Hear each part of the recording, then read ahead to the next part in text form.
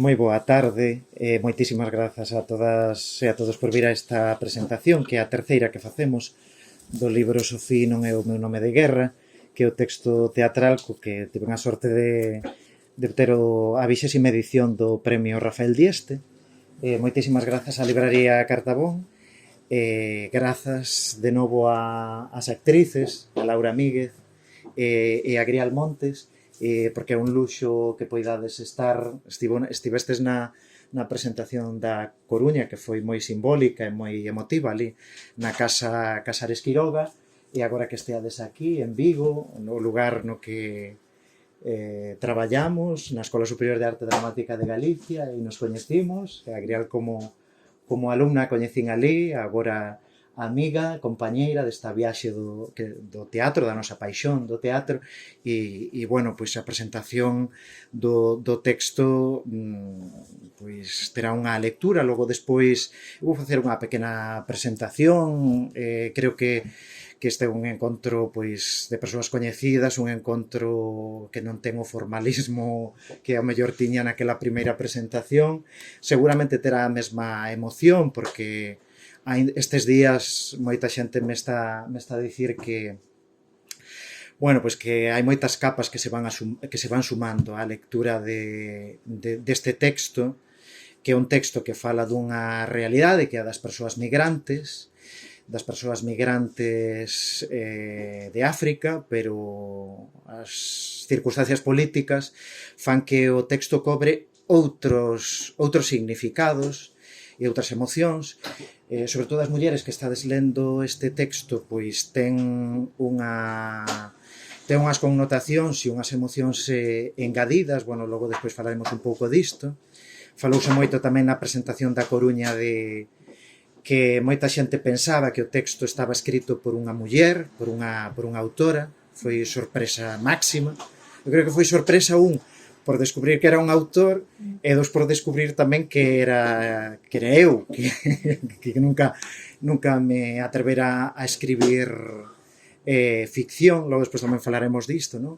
De romper é un texto que fala de fronteiras, pero tamén romper as fronteiras que cada un ten.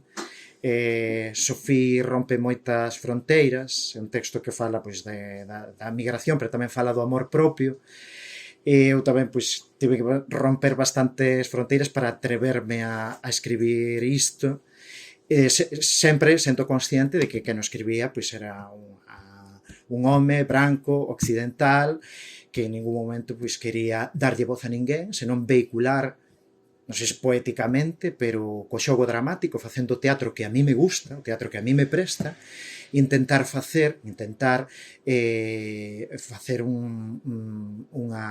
lectura dunha historia de vida, porque basicamente o texto parte de aí, dunha historia de vida, parte tamén de moitas cousas do xornalismo, de conceptos, de noticias que fun recompilando e que se foron engadindo a esa historia de vida, parte tamén de lecturas de moitas organizacións que traballan no ámbito das políticas sociais, pois para topar, ademais desa sensibilización poética, topar o rigor e a dignidade que eu quixen en todo momento concederlle a esta personaxe, que non fose unha revictimización dunha historia tráxica, non renunciar á traxedia, pero tamén darlle dignidade a unha peza que é basicamente unha peza de personaxe, dunha personaxe nunha realidade moi fragmentaria, con saltos cara adiante, con saltos cara atrás, porque a peza dividina en 12 cadros, que son como 12 fragmentos, 12 contextos diferentes, pero que tivesen pois tamén o rigor de moitas realidades compartidas por moitas mulleres que deciden, polos motivos que sexan, fuxir do seu país. O motivo de Sofí era porque bueno, moitos quizáis, non hai un único motivo, pero quizáis pois que ela dío constantemente unha muller, creo o personaxe con moitas arestas, pero en todo momento hai unha cuestión que se repite moito, que ela di que a súa personalidade, a súa forte personalidade a facía non encaixar no seu contexto, estar sempre buscando novos horizontes. E tamén, pois, dicía un texto que escribín ao abeiro diso, do xornalismo, das políticas sociais, tamén da socioloxía, de ler a mulleres que a mí me fixeron pensar moito sobre a creación do personaxe, como Silvia Pérez Freire, que non me caso de citala, porque Silvia Pérez Freire fala de algo que a mí me parece moi importante para a creación, para a dramaturxia, porque ela fala da víctima perfecta, non? Do estereotipo. Eu en ningún momento quería caer nin no melodramático, nin no morboso. Quixen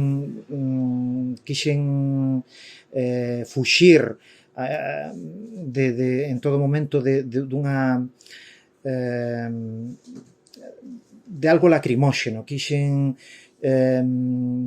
por momentos hai algunhas escenas que son un pouco que teñen esta cousa épica da viaxe, porque é unha viaxe en realidade, a peza está estruturada tamén como unha viaxe por diferentes países, diferentes momentos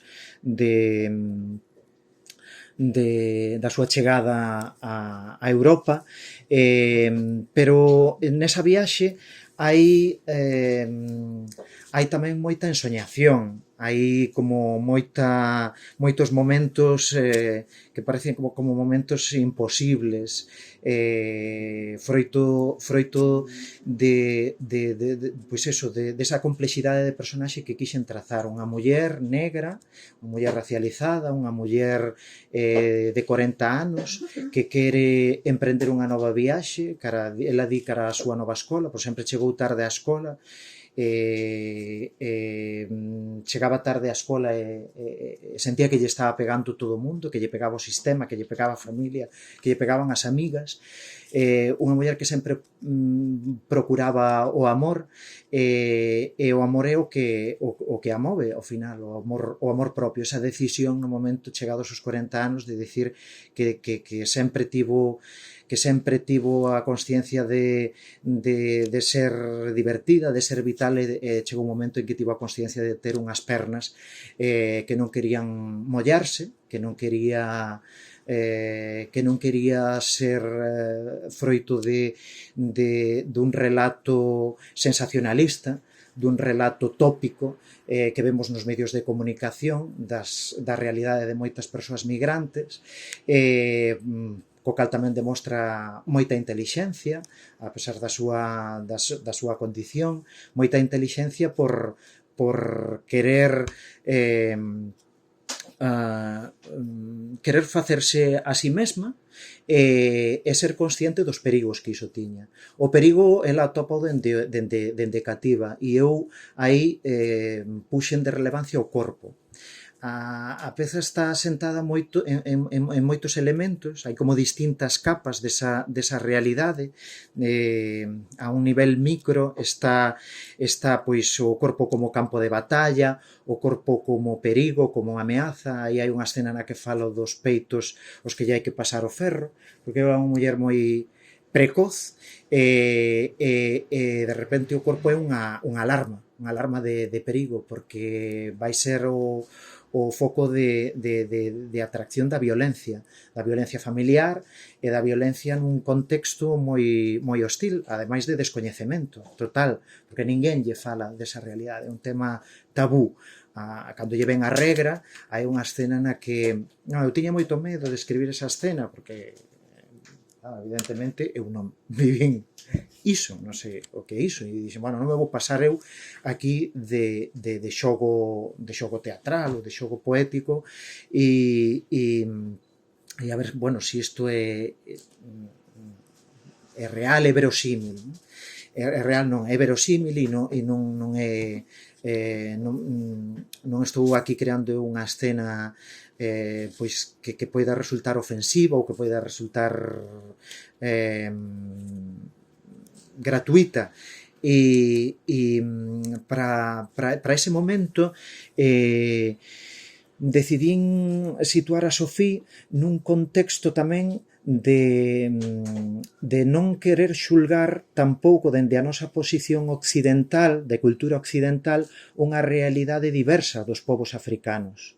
El ali xúntase nun contexto de cultura, nun contexto comunitario, nun contexto de compartir, que non é o mesmo que ao mellor temos nós na nosa realidade. Entón, a peza en ningún momento, a pesar da súa traxedia, a pesar da distancia que eu dimensiono tamén, non? Hai un momento onde se fala de hai unha parte de teatro documento onde se fala de que se metes no GPS a distancia que hai entre a Coruña e Duala, o porto do que la sae do Camerún, hai tantos kilómetros e todos, bueno, e tamén hai un xogo un pouco irónico de todas as dificultades que hai que pasar, as obras que hai polo camiño, as fronteiras e demais. Aí, a pesar de toda esa distancia, ou intentei respetar toda esa fiestra aberta á diversidade da cultura popular de Camerún. Hai un momento en que ela lle di ao seu fillo contándolle unha fábula que funciona así como unha especie de mise en abim sobre a súa propia realidade. Nesa fábula dille, isto é simplemente unha mostra da riqueza que hai nun país do continente africano. Unha riqueza que supera a toda a riqueza que pode ter todo un continente que é o continente europeo. Eu creo que o texto tamén quere ser un pouco esa consciencia de que ás veces acontece con pezas que nos descubren lugares moi afastados, que hai moitos puntos de conexión coa nosa cultura, pero tamén hai moitos puntos de diverxencia e de non querer xulgar as causas que levan a unha persoa a ter que migrar.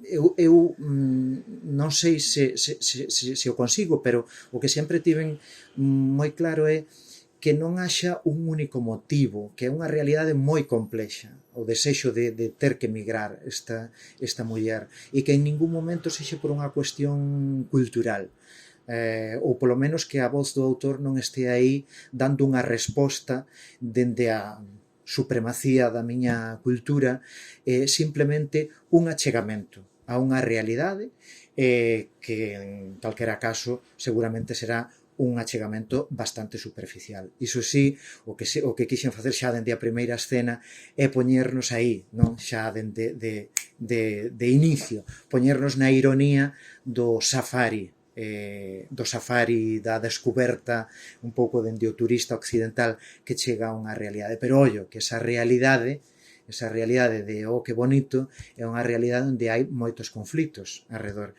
E son conflitos, ben o sabemos nos tempos que corren, que son conflitos de segunda categoría.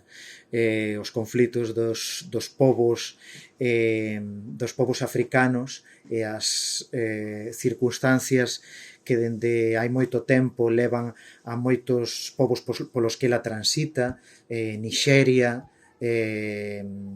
Alxeria, Marrocos incluso, pois son realidades moi diversas e o que se pretende coa peza simplemente é pois abrir de xeito poético un pouco a esas realidades. Bueno, o que dicía que para min foi un placer conectarme con moitas realidades que eu descoñecía, realidades do mundo social, realidades da socioloxía, realidades do xornalismo, para iso, para atreverme a facer o teatro que a mí me apetece facer e o teatro que agora se levará a escena, porque o premio tamén conleva isto, a posta en escena, e xa pois serán as persoas que forman parte do equipo artístico as que lle dean pois a dimensión escénica que eu pois libremente deixo aí como reto, non? As actrices xa na presentación pois tamén me descubriron esas novas capas, non? Escoitar o texto, xa cando o escoitei na casa, coa lectura con Laura e con Sheila Fariña, pois o texto cobraba de súpeto outra realidade. Eu na presentación da Coruña, na presentación oficial, dicía que hai pouco vi un espectáculo, Silencio, Juan Mayorga, onde Juan Mayorga, este dramaturgo, di hai un momento en que o texto sorprende o autor en moitos momentos, non? A min o texto estáme sorprendendo día a día, porque claro, as circunstancias políticas, as circunstancias que estamos a vivir coas persoas migrantes, pois levante a dimensionar isto aínda moitísimo máis. Por todas as circunstancias que tamén este texto propón, porque é unha Sofía vive a burocracia, padece a burocracia do sistema. Tampouco eu no texto quero xulgar nin a Garda Civil, nin os corpos e as forzas de seguridade do Estado, non. Eu presento o texto un pouco como un conxunto de estampas, dicía antes cadros, escollo os cadros precisamente por iso, escollo esta estrutura un pouco por iso, onde as persoas que traballan nos CETIs, as persoas que traballan en políticas migratorias, que traballan aí en primeira liña, realmente o que están é aplicando políticas do sistema da Unión Europea, das políticas do Frontex. Entón, en realidade, o que pretendo tamén é que as persoas nos interesemos por iso, non? Como funciona o Frontex, como funciona a xeopolítica, como está funcionando, por exemplo, agora mesmo este fluxo solidario de persoas que collen as súas furgonetas e marchan a Ucraína a buscar a familias, e hai xente que está xulgando iso, non? Bueno, pois esas persoas fano de boa fe, quizáis fagan movidas tamén polo que as políticas, de novo, da Unión Europea, non delas mesmas, porque esas persoas fano de boa fe, senón as políticas migratorias, as políticas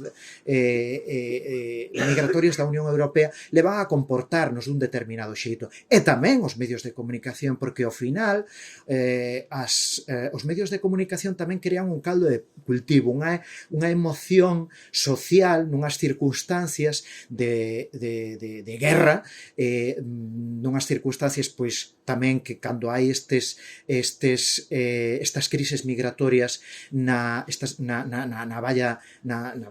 vallas de Melilla, tamén os medios de comunicación, sobre todo os medios de comunicación sensacionalistas, crean determinadas situacións para criminalizar, para buscar responsables, non? Eu creo que xa bastante temos con iso, como que aínda por riba veña un texto a querer dar respostas ou a querer poñer víctimas e verdugos culpables, non, en ningún momento, non? Sofía é unha muller que sofre, unha muller que vive unha circunstancia tráxica, pero tamén é unha muller con moitas ambigüidades, perigosa, autodestructiva por momentos, e por outra banda, pois tampouco vou a facer que os verdugos sexan en todo momento pois como se fose o maniqueísmo, se comporten dun xeito estereotipado, non? Hai moitas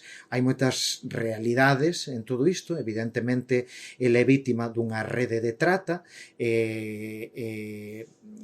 como vítima dunha rede de trata está movida por dous capitáns, séntese aí o medo e a súa presenza constante, pero iso o medo a ela non a paraliza. Ela fala de cicatrices, pero tamén fala de peitos esmagados, pero tamén fala tamén fala do desexo por bailar, do desexo por coller o micro e do baile dos corpos mutilados. Hai unha Sofía que nos moviliza cara moitos terreos. Agora escoitaremos algúns, que son os escollidos polas actrices para presentarnos esta Sofía de moitos espellos que eu creei.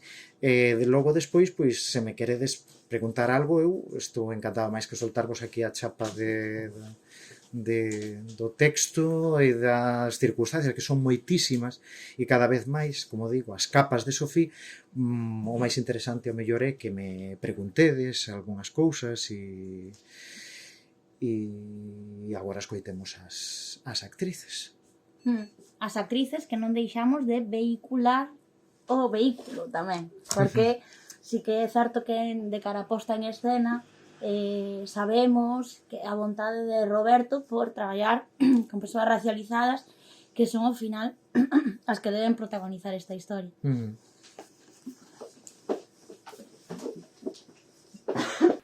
Hoxe temos que falar de cousas típicas dos nosos países e eu quero falarvos dos meus recordos da infancia. Non teño bons recordos da miña infancia. Aos 9 anos meu pai envioume co meu tío á súa aldea, vamos. Teño un carácter moi forte e pegábame todo o mundo. Sempre tiven un carácter moi forte, son así e ao mundo iso non lle gusta. Ia á escola e vendía cousas na rúa, batidos, plátanos, cousas. Da escola á casa e da casa á escola. Como recordo bo, eu non o teño. Non teño, non sei, non sei, recordo que me mercaban roupa polo Nadal, pero era co meu diñeiro, co diñeiro que ganaba vendendo cousas. Podo dicir que teño un moi bo recordo coa miña mamá. Si, tiven unha boneca e puxenlle un vestido. Puxenlle polo Nadal, pero merqueino eu, a roupiña toda. Tamén me peiteaba. Tiña o pelo longo e facíame dano, pero máis dano me facía a miña tía. Ir para a súa casa era o castigo. Ela dormía na cama e nos cunha manta no chan. A min aínda me castigaba máis, que mexaba por min e enfadábame. Enfadábame eu e meus pais entre eles, por iso acabei os estudos na aldea, na casa doutro tío que vivía coa súa muller e cos seus 5 fillos. Unha noite, cando estaba dormindo nunha cama que non tiña colchón, unha cama de bambú entrou para tocarme. Meu tío. Eu só choraba porque aos 9 anos saíran unhas tetas e eu non sabía como escondelas. Os fillos viron e fixeron o mesmo. Cando me baixou a regra, vivindo con el, eu xa non sabía que facer, miña nai non me ensinara nada. Non sabía que tiña que pôr compresas, nada. Baixou unha regra cando estaba dormindo a sesta. Entrou o meu tío e encontrou malí coa braga manchada de sangue. Eu non sabía que era regra, non sabía que era nada diso e quedei caladiña. Caladiña con medo de falar coa súa muller, que cousas podería imaginar, e entón fun ao río. Porque a xente da aldea vaise bañar ao río e espímonos alí. Entón eu cheguei, quitei a roupa e empecé a lavarme coa braga posta. Mollouse a braga e empezou a caer a auga con sangue polas pernas e na auga do río, ao meu redor. As rapazas non paraban de mirarme, pensaron que seguramente me tería deitado cun home ao ver aquilo, nenas como a elas. Eu, sen saber nada, sen saber borrar as tetas, sen instruccións para pasarlle o ferro ao meu pecado, ao pecado do meu corpo, que tinguía o río de vermello. Esta é a miña infancia, esta é a miña historia. Este é o momento para sacala do silencio. Unha historia picante. Onte quixen coller liberdade, gañar liberdade sobre os meus donos. Meus irmáns probaron o meu picante rebelde. Meus irmáns, no seu mandato, ante a ausencia de meu pai. Bailemos. Pelexa a morte, ronda 1. Collo picante, mollo picante seco, collo auga e o pipí que fixen pola noite. Teño un caldeiro case cheo dunha noite moi produtiva. Boto picante e gardo a arma cerca do meu leito. Ronda 2. O meu irmán vai na procura dos veciños. Os seus amigos tamén queren mallar en min. Son unha rapaza demasiado atrevida, sí. Miran o meu corpo, os meus peitos, as cicatrices dos primeiros golpes. Terceira ronda. Entra a manada no cuarto, collo a miña pócema defensiva e zas. Nos ollos, o primeiro que se achega. Un marcha chorando, quedan 3. Saen 2 cagados de medo, queda meu irmán só, que se arrepón. Ten unha botas ranger, botas militares. Patéame, caio no chan. Sangro. Doime a perna, arrástrome ata caldeiro, queda algo da auga, lánzollo picante a cara cae, e eu consigo incorporarme. Poño unha das súas botas, a forza concéntrase na perna e zas, arreolle unha patada na boca, comezo a pegar, a pegar, a pegar. Collo medo, van vir meus pais. Pero que fago? Pego como a un home. Pegueille o meu irmán maior, teño que marchar da casa. 15 anos, Sofí, a puta da tua irmá pegouche, diría meu pai. Alarma en estranxería de España ante o elevado caso de tráfico de mulleres xestantes nas fronteiras de Ceuta e Melilla nas costas de Andalucía. A Fiscalía investiga o que se deu en chamar o caso dos nenos Áncora. Redes de tráfico de persoas usurpan bebés ou obrigan a que as mulleres acepten ir acompañadas de falsos pais. Ao cabo duns días, na maioría dos casos, os nenos son repudiados ou mal acompañados e as nais. O capitán marchou facer máis viaxes. Chega o inverno e un novo soño, novos pesadelos. Teño unha áncora no ventre e o meu faro dorme o meu carón. Neva, meu fillo, meu faro, fondeamos hoxe aquí. Eu soñei antes ca ninguén con ese gif das vallas cheas de luces. Eu soñei antes ca ninguén con ese gif das vallas cheas de luces. O fin de ano dende aquí é máis fermoso así. A áncora pesa, afógame, vaime afogar. Pero a ti non te levará ao profundo, non. Chin, chin. Abril de 2020. Carta a Abril. Claro, filla. Claro que che quero dicir moitas cousas que nunca me atrevín a dicirche. Viñeches a destempo, con 7 meses, cando Abril non esperaba por ti. Vir a destempo ás veces é unha sorte. Todos os aniversarios foron horribles, pero sempre lembro aquel recendo do mes no que ti naciches. Celebralo foi horrible sempre, pero o cheiro lévame permanentemente a recordos bonitos, aínda que penses que esa é a esencia barata do ambientador do fogar que aborreces e que quere tapar burdamente a peste da que me culpas. Separarte de min e de teu pai, deixarte cunha familia, e con outra, e volver sempre inadaptada ao centro. Un perfume de mal gusto, pensarás, que mesturado con todo ese noxo só é capaz de producir algo vomitivo. Non tes culpa de pensar que ese olor de Abril sexa así, de casa de putas barata, porque non fun quen de producir para ti outra cousa. Pero Abril é un perfume fermoso. A vida é azar. Claro, filla, claro que che deu unha explicación. Unha que se cadra nunca saberei facer. Aínda que estea aprendendo moitas cousas, aprendo moito, pero hai cousas que nunca se poden conseguir nin superar. Débedas do pasado, filla, e todo o que iso arrastra. Agora que aprendo tamén a escribir a cachos a miña historia, cosendo a con fíos tan delicados como a invisibles, como a esa recendo, do que só podo dicirche que era auténtico, verdadeiro. Gustaríame que a coñeceses de verdade. Como de verdade é que sempre quixen que non te arrastrase a ti esa corrente da miña vida. Apertei forte dende cativa. Apertei dende aquel día en que teu pai e a súa tropa me quixeron quitar todo para que fose cumprir coas necesidades da clientela. Apenas tiñas o ano, aperteite tanto que casi te afogo na saída do supermercado. Ou como cando lle deixaba as cousas preparadas a teu irmán para que che fixese o almorzo cada mañá, mentras eu recollía as sabas de outras noites fora da casa para cumprir coa débeda. Tanto cuidado, que casi te afogo de novo, deixarvos o gas botando antes de sair pro club. Tanto agarrar con forza que o cristal da mañá rompeu na man e derreteuse. Sei que o que vos devolvo agora, todo o diñeiro que vos dou, non pode reparar o que vos restei cando non podía pagar a débeda. A débeda da pasaxe. Unha pasaxe, filla, na que cambiaches de ser áncora a ser orballo de Abril. Pelexamos. Non me escollían os homes nos clubs porque marchaba cansa, con mala cara, preocupada por vos, polo diñeiro, pola tropa, polo patrón. Unha roda sen saída. Unha débeda demasiado grande, filla. Unha débeda que non sei se saberei saldar contigo.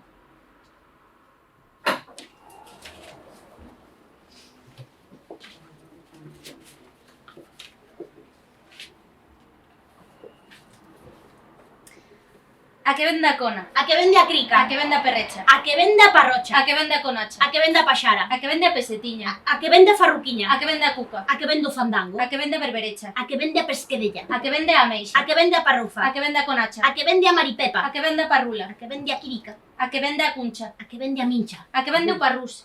A que vende a ministra. A que vende... Perdiches, perdiches. As palulentas non teñen compra, non teñen venda. Non hai mellor cousa que aprender idiomas, que aprender as palabras porcas todas. E nada mellor que o humor para curar as feridas. Hai feridas que non se curan nunca. Esas feridas doen sempre. O nome de guerra para as persoas que exercen a prostitución é aquel que empregan como se fose unha personalidade inventada para sair ao fronte. Sofí foi Camila, Foi Bárbara. foi Helena, Foi Gabriela. foi Ninfa. Foi Lumi. Foi un nome que provocou 30 orgasmos por día. Foi un nome exótico no campo de batalla. Fun moito de min na contenda, a pesar do meu carácter. Pero Sofí non é o meu nome de guerra.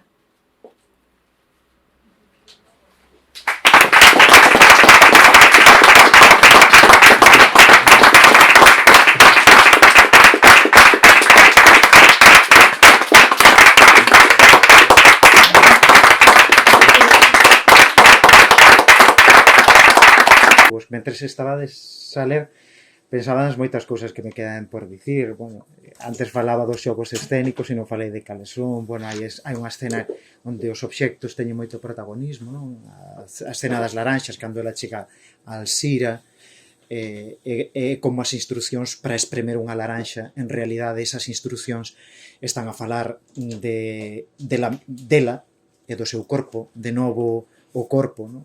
O xurado falaba o xurado que eran case todas mulleres, menos un, que era un home, falaban do protagonismo que ten o corpo na peza, da biopolítica tamén do corpo, que é algo que descoñecía. Despois empecé a ler a Foucault, vin como o concepto de biopolítica fala do control dos individuos, que non solamente se refire á ideoloxía, senón ao control a través dos corpos, o corpo como entidade biopolítica. Pois non lera a Foucault antes de escribilo, pero si tiña claro que o corpo tiña que ter moito protagonismo. Hai escenas moi físicas, non?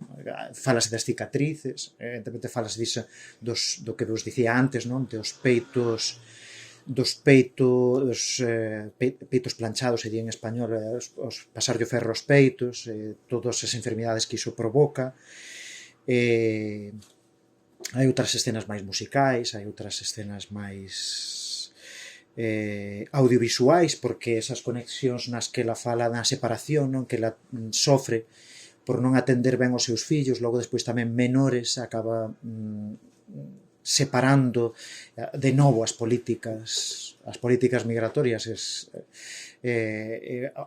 como lle afectan a ela, a unha realidade. É como unha pescada que morde o seu propio rabo, porque ela non ten que pagar a débeda, saldar esa débeda, ten que sair, gañar diñeiro, pero non atende ben os seus fillos, a realidade do seu fogar, que parece que fai augas por momentos, pero un fillo ademais que utiliza como salvoconduto e que quere desfacerse del en canto chegue a España. Logo despois, unha vez que chega a Galicia, ten a necesidade de volver a encontrarse con el, entón hai aí esa conexión vía Skype cos seus fillos. Bueno, aquí puidestes ver algunhas destes fragmentos dos moitos espellos que compoñen a realidade de Sofía. Pois, grazas de novo, moitísimas grazas, Grial e Laura, pola lectura. Quedounos moito por escoller, pero claro, quixemos tamén deixarvos aí co carameliño, porque hai podría ser ter feito, bueno, 3000 lecturas distintas e todas contarían algunha das aristas de Sofí.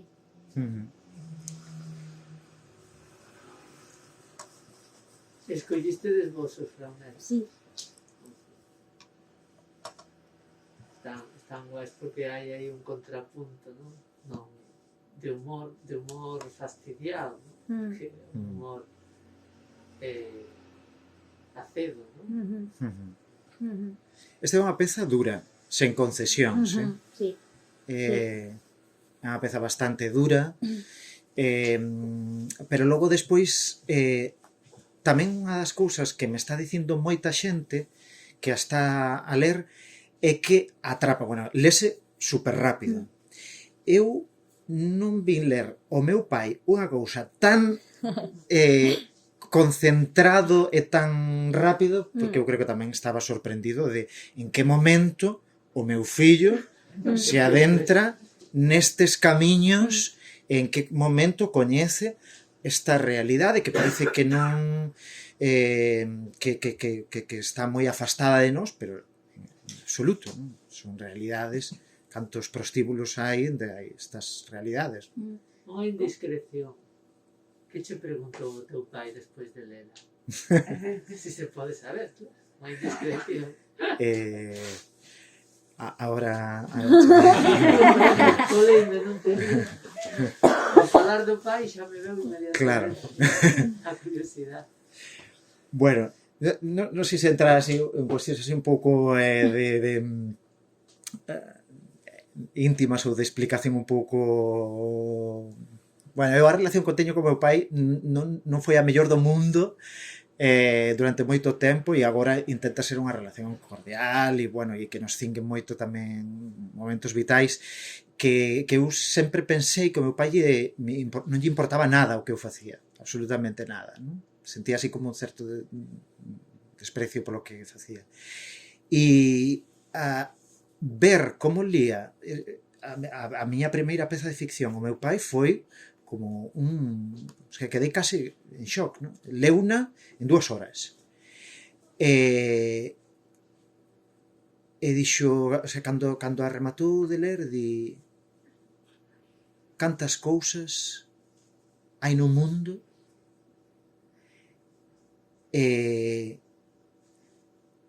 esta muller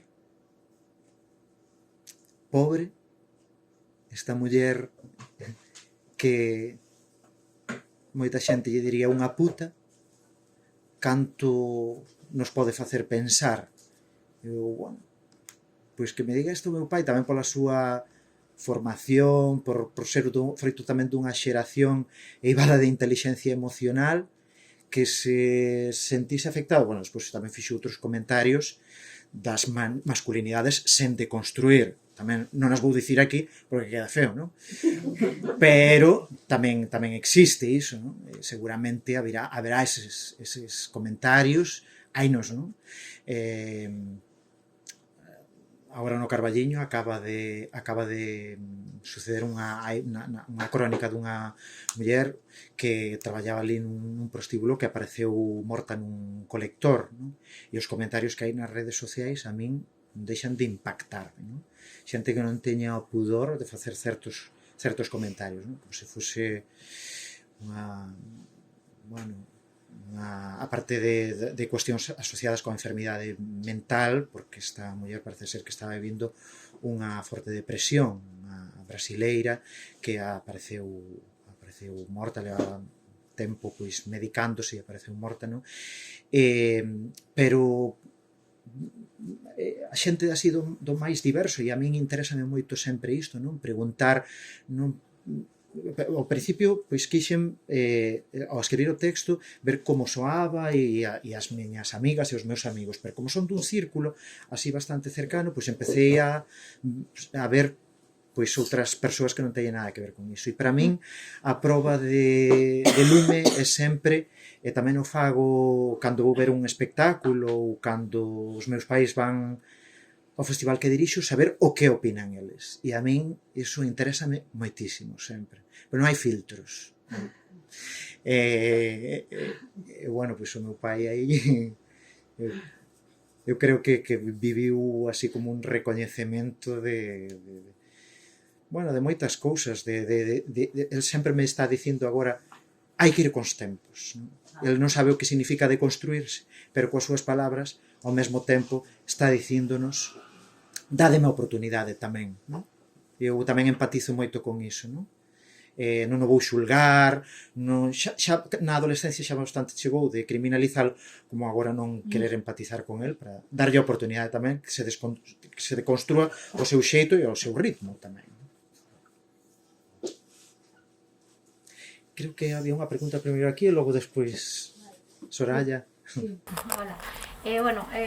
Fostes un pouco máis ao lado da pregunta que che iba a facer. Eu que quería saber como te sentiches achegándote a...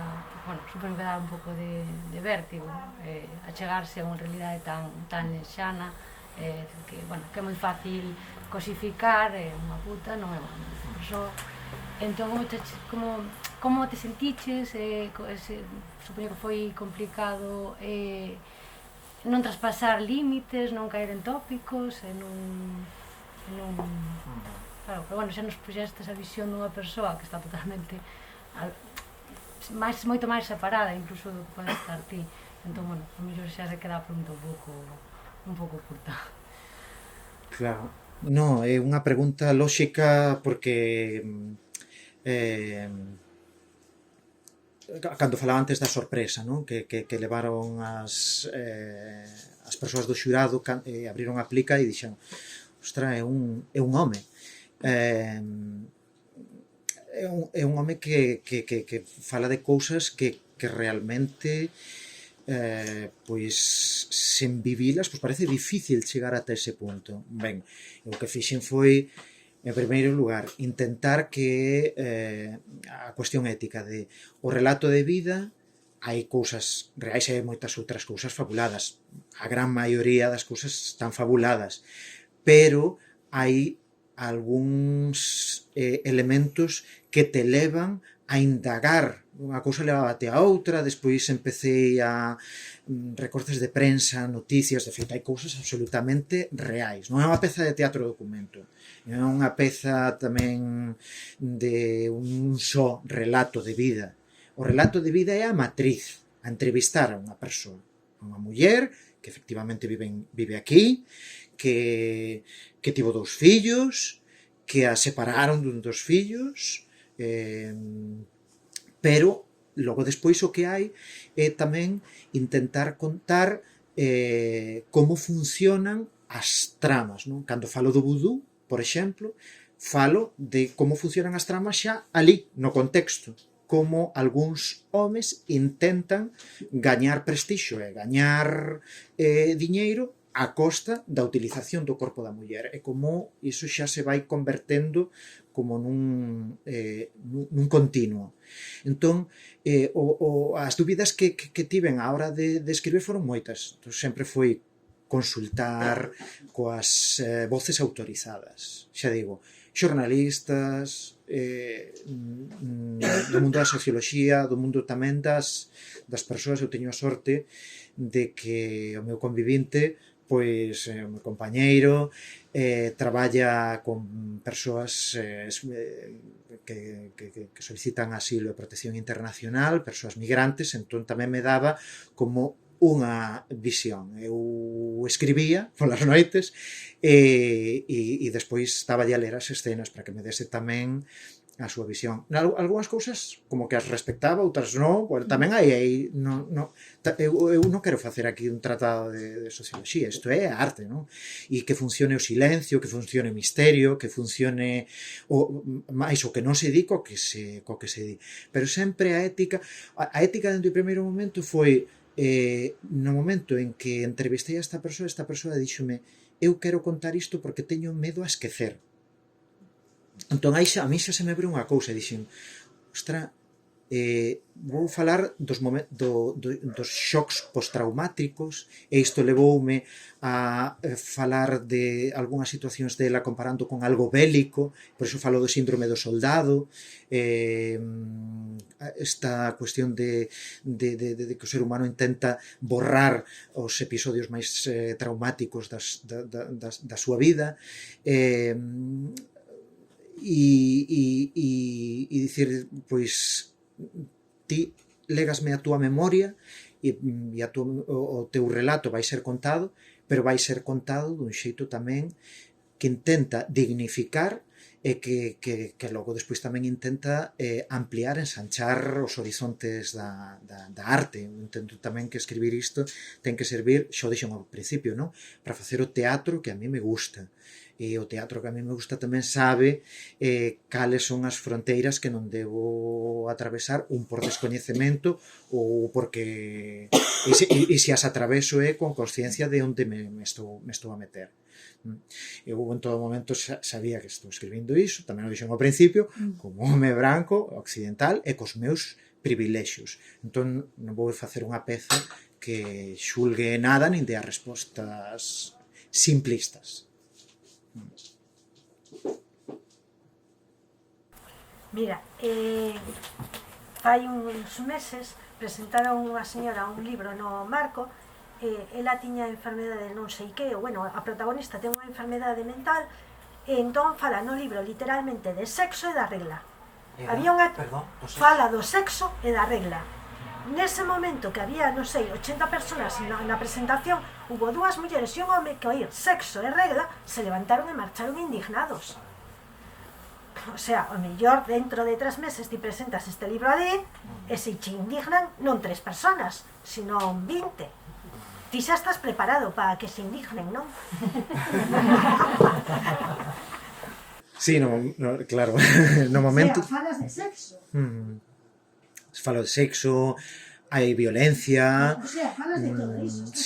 Sí, estou preparado. Sei, coidei moito que xo dixen tamén, non? Que non fose morboso.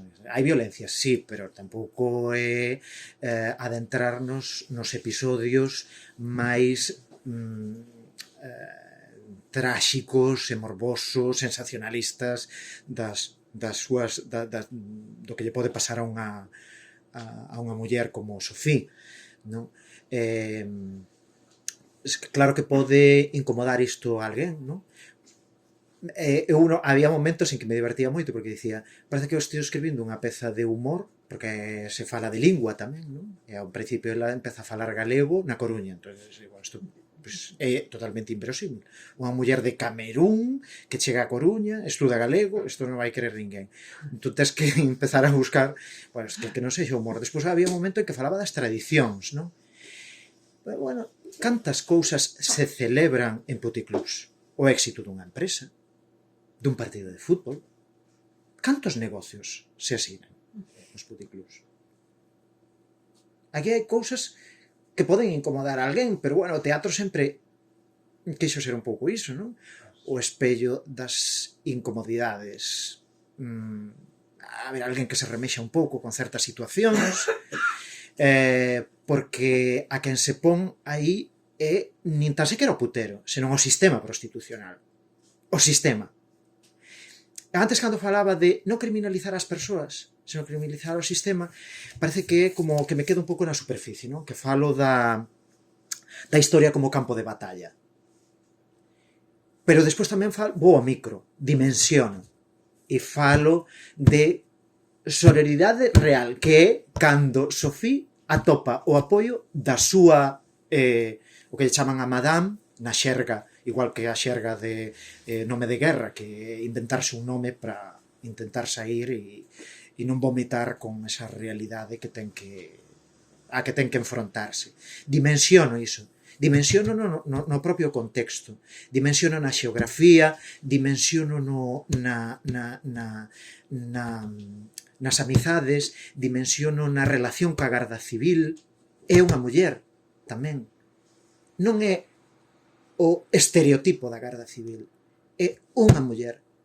Unha muller que está afeita, parece que está afeita a esas realidades, pero está diante doutra muller e doutra realidade e di, a ver, xa sei que me vas contar unha historia.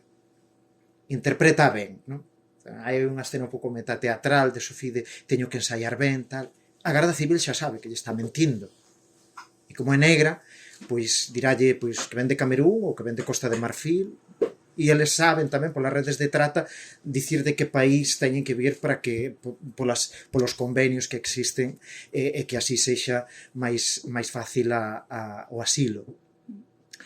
Pero, ao mesmo tempo, despois tendo en conta todo iso, o macro está diante dunha realidade concreta, que é a de Sofía, é a desa personaxe, en concreto, coas súas particularidades, coas súas ambigüidades, coa súa complexidade. Entón, claro, aí vanse abrindo cousas do ámbito social, así, cousas que poden incomodar a algunhas persoas, pero se ve que está como aterrado, non?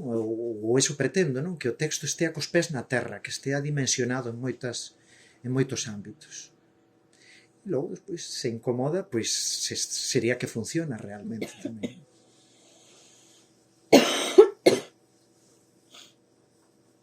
Mira, non sei se te enteraches que o Papa fixo unha... Bueno, como unha unión para falar da pederastia, e entón viñeron os cardenales, os jesuítas e tal, e os que non... O sea, non sei se sabes que no... Que había curas que non son pederastas e non sabían esa realidade, e saliron dali afectados, non? Enterados. Se agora colleran a tua obra e a eses mismos curas e a puxeran diante, moitos curas se enterarían do que realmente a prostitución. Por se non o sabes, no Vaticano había montado un puticlub e tiñan dentro do propio Vaticano, nun apartamento, tiñan tanto prostitutos como prostitutas. Chegou este Papa e pechou. Entón, oye, o mellor sería útil que lle escribiras e lle mandaras a obra en castelán, porque o Papa non sabe galego, pero en castelán sí, para que a lean ali e reflexionen sobre o tema. O prostíbulo xa está pechado, pero sabes, hai cardenales que siguen indo a putas fora do Vaticano. E a putas e a putos. Sí, bueno, aquí hai algúns... Pero para que reflexionen sobre o tema, sabes? Os que non van, que reflexionen que non. Temos esta realidade e temos que cambiar isto. Non sei se esta peza suscitará o interese da curia, pero hai momentos en que Sofía ten algún atisbo de querer creer.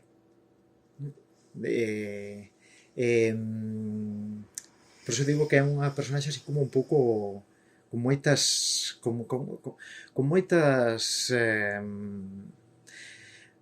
moitos matices. Unha personaxe que bueno, nos momentos incluso máis terribles, ela non, despois de ser saqueada, das cousas as poucas que puido levar, ve como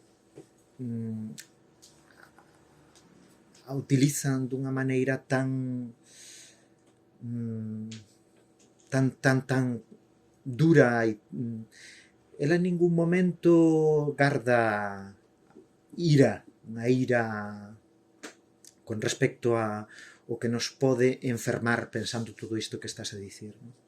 Podenos enfermar pois esa realidade, non, do Vaticano, pero tamén nos pode enfermar a realidade de aquí, de outras cúpulas, non? As cúpulas empresariais, as cúpulas de certas elites, de certas oligarquías, e, bueno, as cúpulas tamén de certas tribos urbanas que para o corpo da muller, a realidade da muller é un obxecto totalmente, non? Entón, ela en ningún momento utiliza esa ira contra esas persoas. Ela intenta que as súas cicatrices, que o seu corpo fale por sí mesmo diante do desexo tamén e diante do amor propio. Ela cree que o amor propio é a maior revolución que pode haber.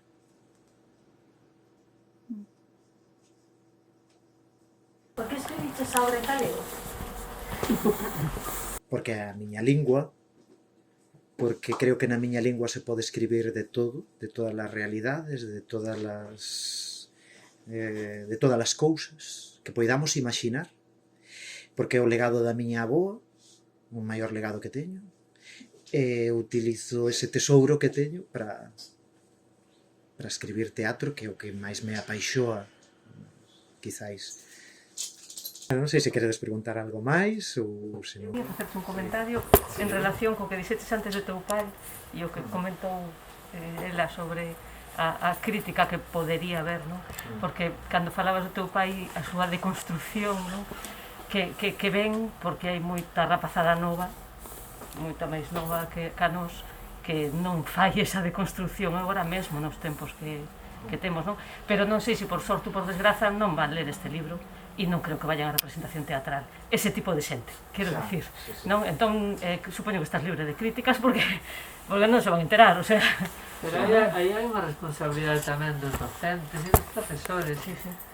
O feito de non utilizar textos teatrais nos institutos, bueno, supoño que haberá algunhas convenencias tamén de editoriais, e hai un mercado, sempre hai intereses, non? E, bueno, pues estes libros, pues tal, non? Son libriños, pero eu nunca entendín por que os libros de teatro non rulan máis polas escolas e os institutos. E aí sí podería haber crítica das familias se os fillos os mandan ler ese libro. Claro. Aí sí podería haber. De certas familias, Claro, aí estaría o PIN parental que algúns queren implantar, porque realmente, bueno, eu estou moi agradecido agora que falades do tema educativo a CIGA e a Asociación Sociopedagóxica Galega, porque acaban de publicar un manual para infantil, para primaria e para secundaria, para a educación en igualdade.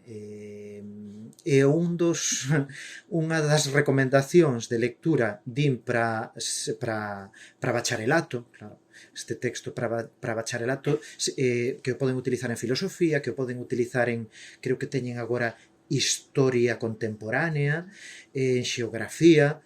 Bueno, si ten unha parte pedagóxica, eu, de feito, que non o comentei antes, bueno, lancei así un pouco por riba, a Deputación da Coruña, que convoca este premio, a parte da edición, pois agora tamén está implicada na posta en escena. E o texto sempre o escribín pensando na escenificación, sempre. No que un texto que tivese riqueza de xogo escénico. E ademais dixen, vou escribir a lo grande. É dicir, aquí como se a produción non tivese ningún problema económico. E realmente, pois, dixen, pois, agora que se está concretando xa e cada vez está máis próximo esta posibilidade de que a Deputación produza a posta en escena do texto, vexo que debe escapar dunha produción convencional. Eu creo que esta produción debe ir acompañada de moito traballo comunitario, moito traballo con persoas afrodescendentes que viven aquí, hai moitas comunidades, non? Aí está aí o colectivo de afrogalegas, que sexa interdisciplinar. Bueno, Laura tamén, aparte de ser actriz, tamén ten formación en traballo social, Educación social. En educación social e fixen as prácticas aquí en Alecrín, con mulleres prostituídas, sí. Efectivamente. E a ben iso, estas relacións que se establecen entre disciplinas, pois creo que enriquecen a todos, ¿no? A propia arte escénica, para sair ás veces pois, de certos guetos nos que nos metemos e outras profesións, ¿no?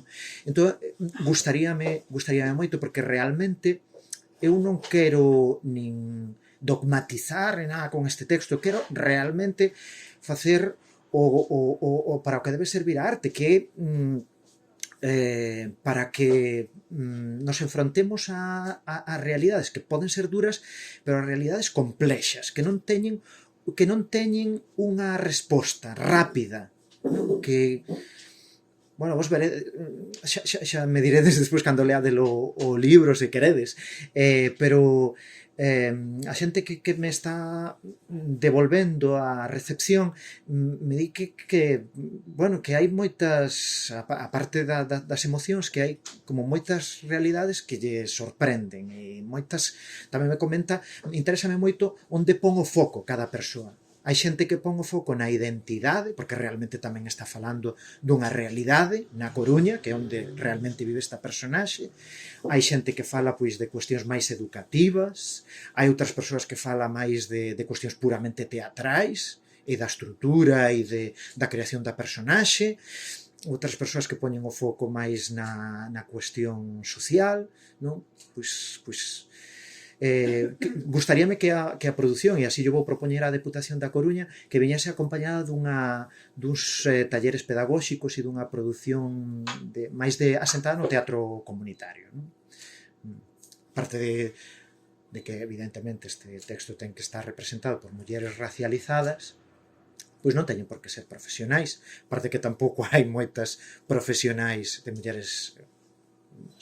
Non, e que ten moita conexión co que falaban antes dunha responsabilidade tamén que temos coa democracia, non? De que todos cos dereitos culturais, dos que tanto fala e sabe e argumenta, ben argumentado Roberto, que non só todos debemos practicar ese acceso á cultura, senón tamén a creación cultural. E aquí o vemos, non? Canta falta de diversidade hai en certos... bueno, en certos ambientes, ¿no? E é unha mágoa, porque ao final pues, os dereitos son de todas.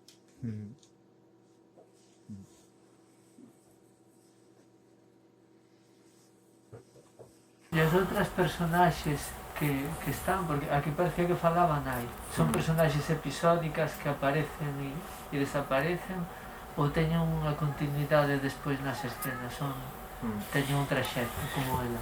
As personaxes, o texto está escrito para dúas actrices e as dúas actrices poden facer as distintas personaxes que aparecen aquí. Son personaxes episódicas, personaxes que aparecen así en certos momentos, pero sí é verdade que hai unha personaxe que lle dá a estrutura cíclica, que é a da profesora.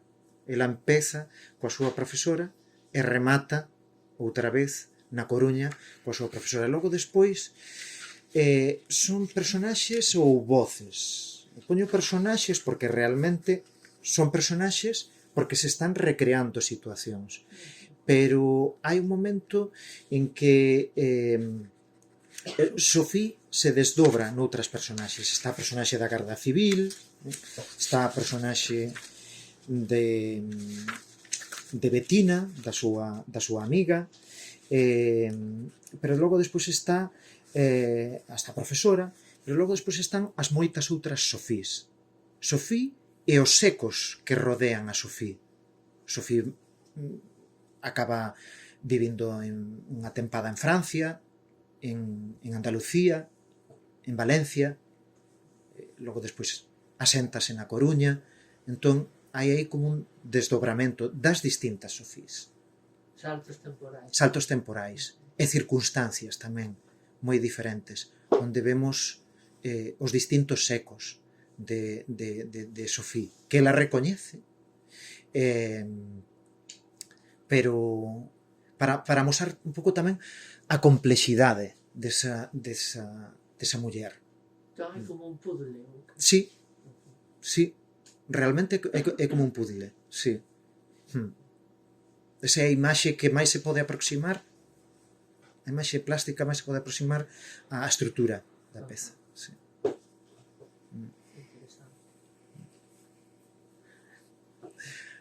Bueno, mestre de dramaturxia, xa me dirás. A ver. Pois moitísimas grazas, moitas grazas de novo á libraría Cartabón por acoller esta terceira presentación de Sofía.